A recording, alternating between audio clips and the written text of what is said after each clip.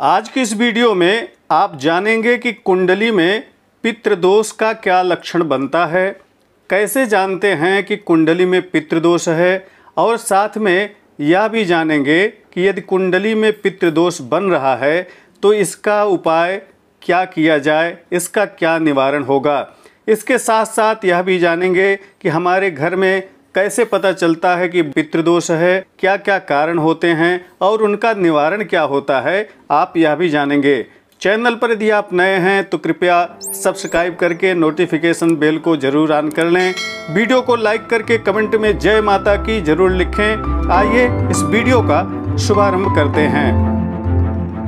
पितृदोष को हम अन्य कई कारणों से भी समझ सकते हैं। जैसे आपके घर में पैसा तो आ रहा है, धनागम के बढ़िया स्रोत हैं, परंतु पैसा घर में आते ही कहाँ चला जाता है, कैसे कैसे कार्यों में खर्च हो जाता है, पता नहीं चलता।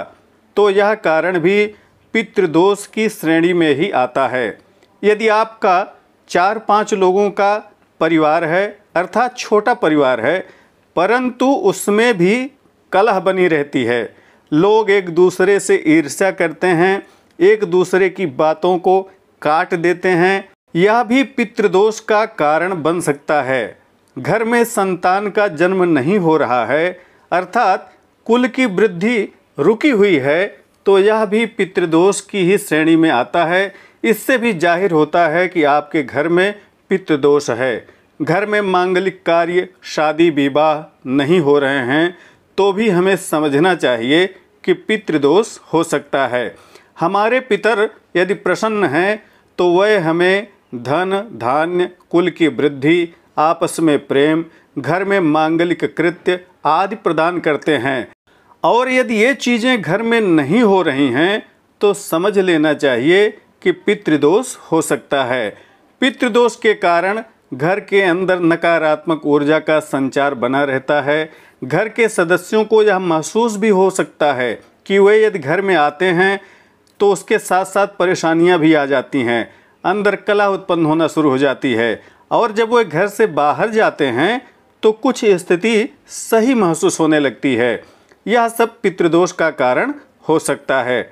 आप इन सब कारणों के माध्यम से स्वतः महसूस कर सकते हैं, इसमें कुंडली की भी आवश्यकता नहीं होती। आइए अब कुंडली के माध्यम से हम पितृदोष को समझते हैं। कुंडली में यदि नवम भाव में सूर्य और राहु की युति हो तो यह पितृदोष का योग बना देता है। कुंडली का नवम भाव भाग्य भाव कहा जाता है। इसमें सूर्य के साथ राहु की युति पितृदोष का निर्माण करती है। दूसरे 5वें, 7वें, 9वें तथा 10वें घर में भी यदि सूर्य राहु की युति हो तो एक तरह से पितृदोष योग ही माना जाता है। कुंडली में यदि सूर्य तुला राशिगत होकर राहु या शनि से युति करे तो भी पितृदोष योग बन जाता है। लग्न से यदि 6वें, 8वें, 12वें घर में हो और लग्न में राहु हो तो भी पितृदोष बनता है। राहु का संबंध चंद्र, बृहस्पति या शनिश्चर से हो रहा है तो भी यह स्थिति पितृदोष का निर्माण करती है। चंद्र के साथ राहु तथा सूर्य के साथ केतु के होने से कुंडली में ग्रहण दोष, पितृदोष का निर्माण होता है। कुंडली में यदि बृहस्पति पीड़ित अवस्था में हो, चांडाल आदि योग बन रहे हों तो भी यह पितृदोष का निर्माण करता है। अब हम पितृदोष के निवारण के उपाय जानेंगे। पितृदोष का तात्पर्य है कि पितरों का रुष्ट होना, जिनके पूर्वजों का श्राद्धादि कार्य समुचित ढंग से नहीं किया जाता, उनके यहाँ उत्पन्न होने वाली संतानों की कुंडली में पितृदोष योग बन ही जाते हैं।